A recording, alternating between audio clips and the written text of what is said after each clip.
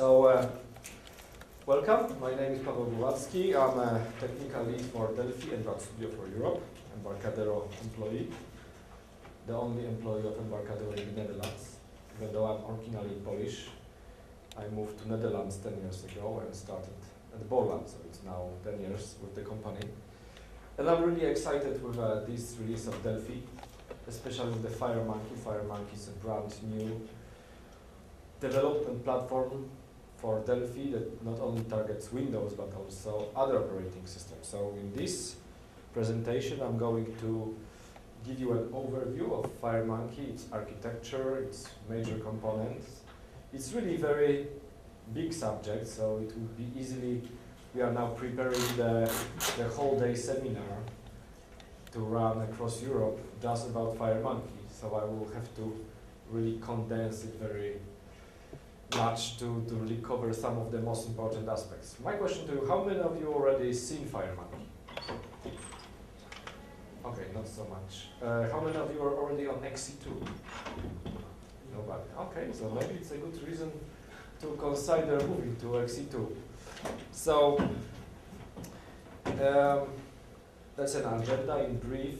I'm going to do quite a lot of demonstrations. I have plenty of different programs, but my goal is to give you a good understanding what FireMonkey is and why we are so excited about it.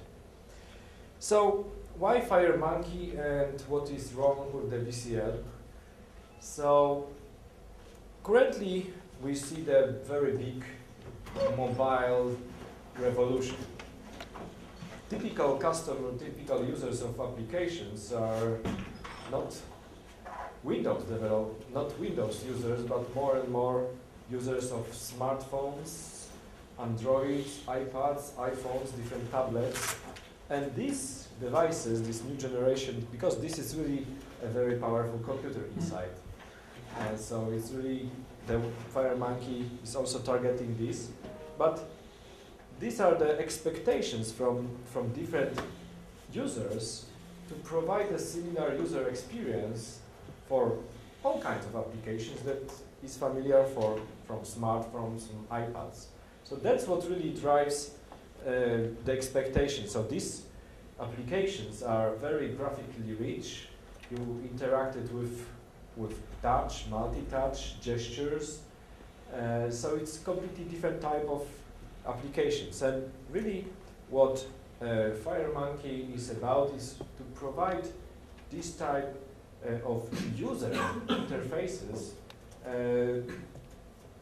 to mainstream applications for desktop, for Windows, for Mac, but also for iOS, and very soon we are going to also launch FireMonkey for Android, some of the most important platforms currently in use. So that's what customers are expecting very rich, media-based applications with audio, video, with simulated physics, things you just move and it just moves, stops very slowly, completely different types of user interfaces. What we are using right now with Delphi, but not only with Delphi, with applications built in different business applications built in different environments, is that the user interface, the experience of the interface is stuck in the 90s. It's all about just like Windows 3.1 was hot, but it was 15 years ago.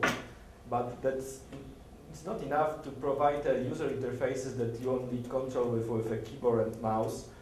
These interfaces are not intuitive. Before you can do anything, you have to study the help file and maybe get trained.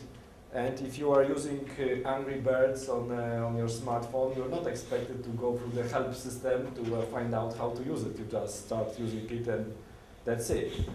So basically, FireMonkey was designed primarily as a business application platform. So what we are using internally, we are using technologies that are typical for game development.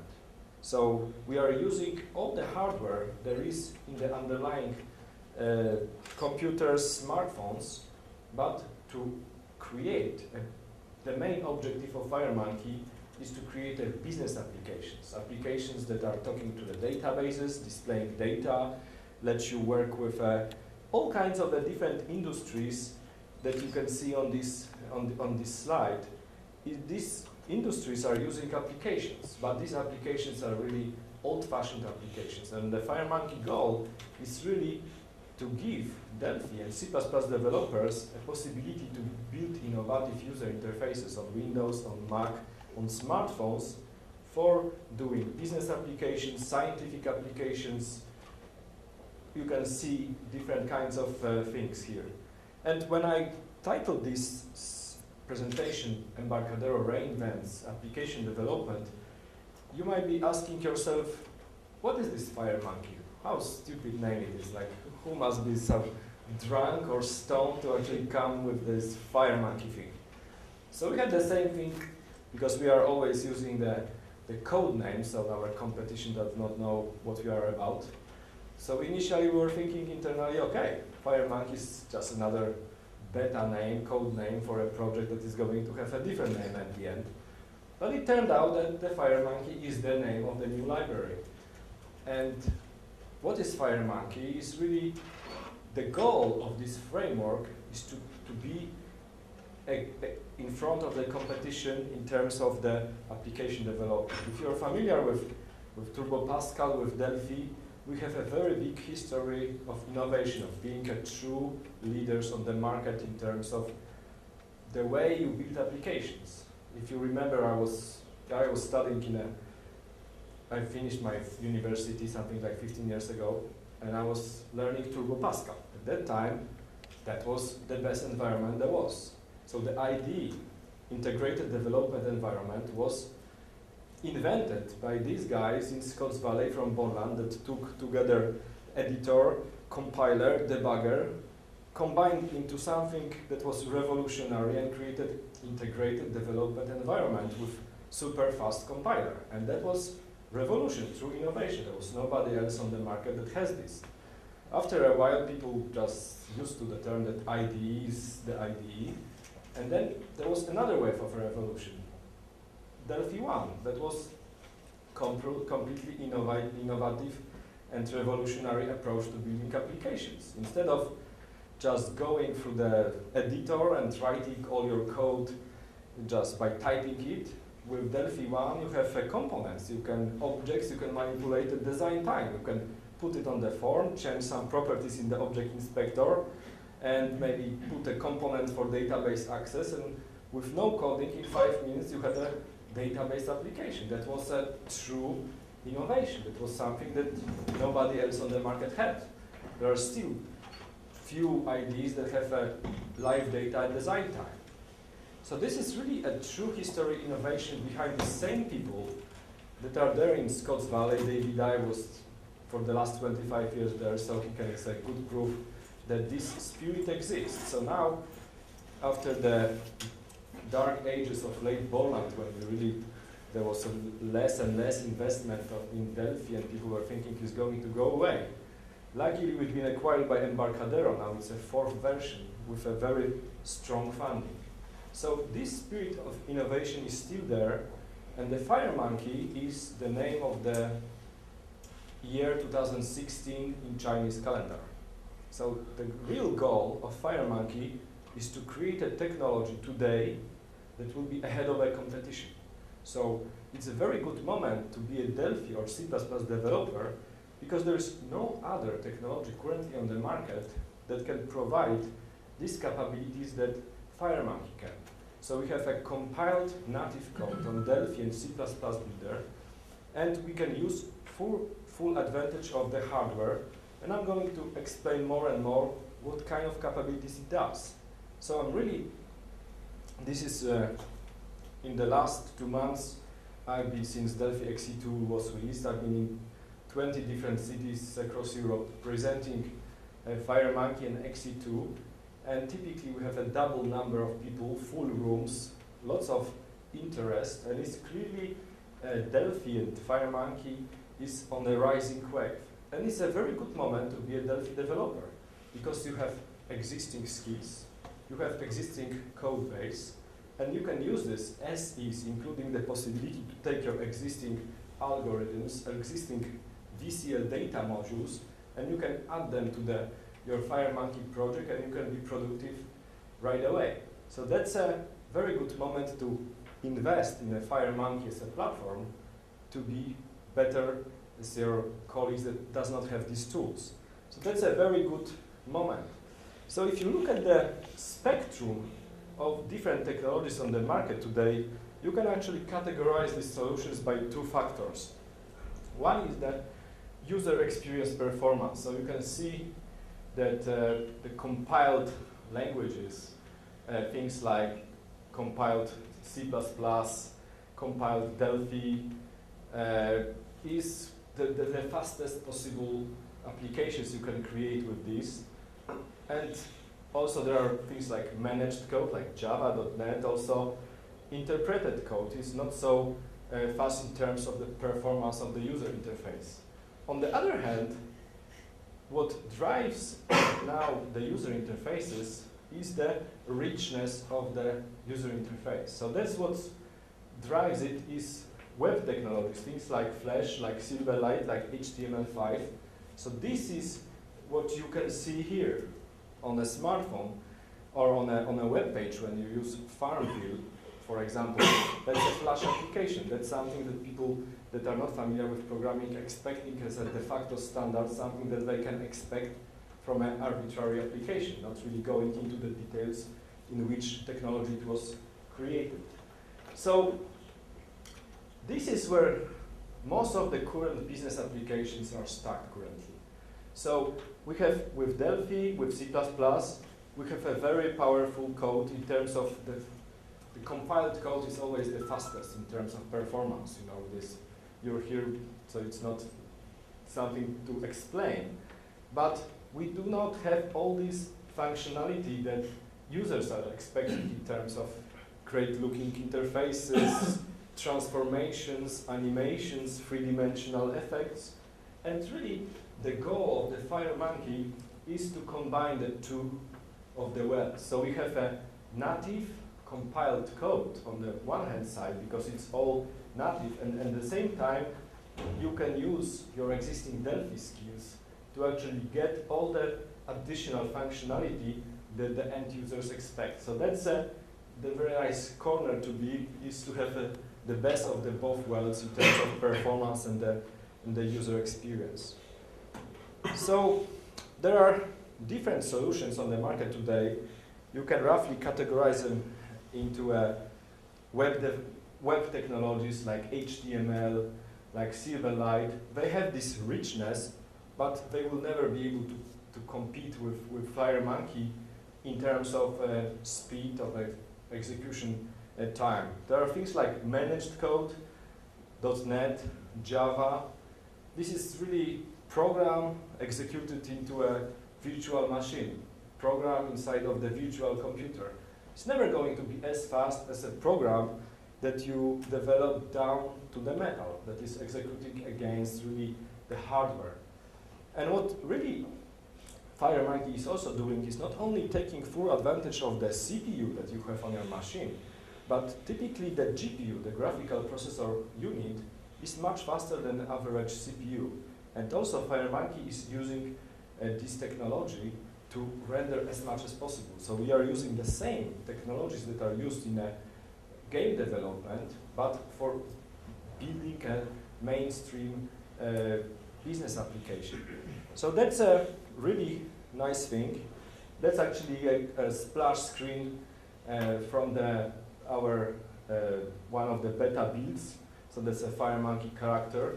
And the FireMonkey does represent a unique technology that no one else currently on the market has. So again, I would repeat, that's a great moment to be a Delphi developer, because you have existing skills, you have existing code base, and now with these two, with this technology, you can be so much productive and create applications that the other environments would not provide.